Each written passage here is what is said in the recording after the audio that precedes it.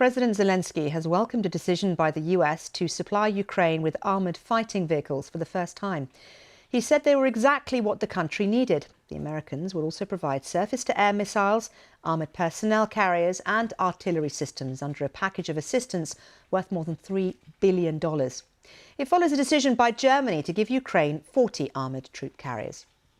Well, let's go to Ukraine now. I want to take you to Kyiv and the Lavra. It's a 1,000-year-old Orthodox Christian monastery where a Christmas service is being held. Of course, it is Christmas for the Russian Orthodox Church, and this is the first Christmas service in the Ukrainian language being held in the Lavra. And I want to cross live now to outside the church, and the BBC's Hugo Bachega, who joins me now. And Hugo, first of all, Merry Christmas. How has Christmas been celebrated today in Ukraine?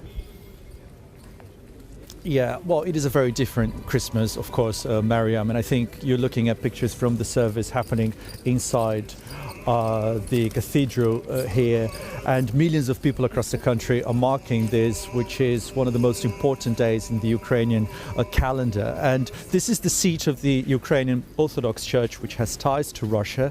And for the very first time today in history, the service is being led by members of the Orthodox Church of Ukraine, which is an independent church. It gained independence 4 years ago. So many here are celebrating this day, a very significant moment.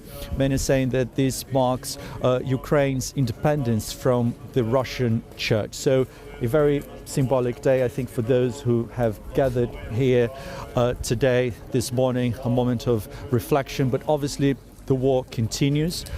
President Putin had ordered a ceasefire, unilateral ceasefire, to allow people in places where fighting is happening, to allow them to celebrate this day, something that the Ukrainians had dismissed. We're hearing reports that fighting has been happening in some parts of the country. The Russian forces have continued to attack Ukrainian positions despite this ceasefire that had been dismissed by the Ukrainian authorities as cynical propaganda by Moscow. Hugo, talk to me about some other news lines we're getting today about US military assistance, over $3 billion worth being sent to Ukraine. How crucial is that going to be given the state of affairs now on the front line? Yeah, it's very important. I think the Ukrainians have been asking for this kind of help for quite some time. We're talking about fighting vehicles. And I think what we're seeing here is perhaps a shift in attitude from some Western countries, the US, France, Germany. These announcements have been made in the last few days.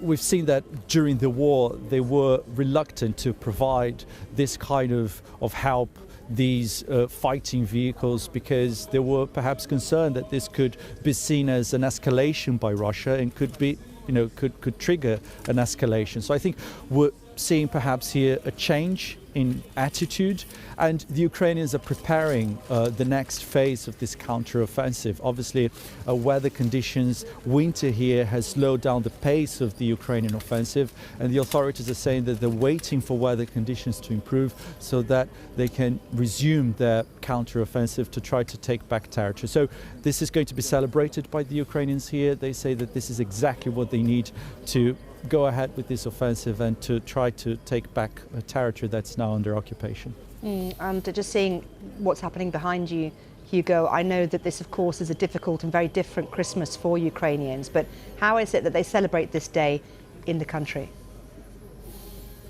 Yeah, I think lots of people are taking the moment here to reflect. I think it's a moment of hope for many people. I think the war has affected everybody here. We're seeing some soldiers here, people in uniform.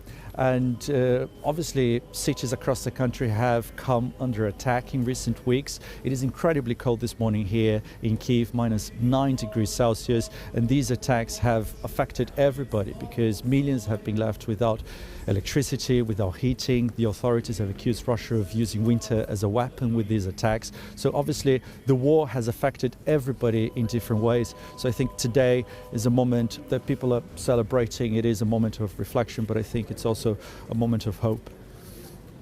Hugo, as always, thank you very much indeed. Hugo Bachega, our correspondent in Kyiv, outside the Lavra.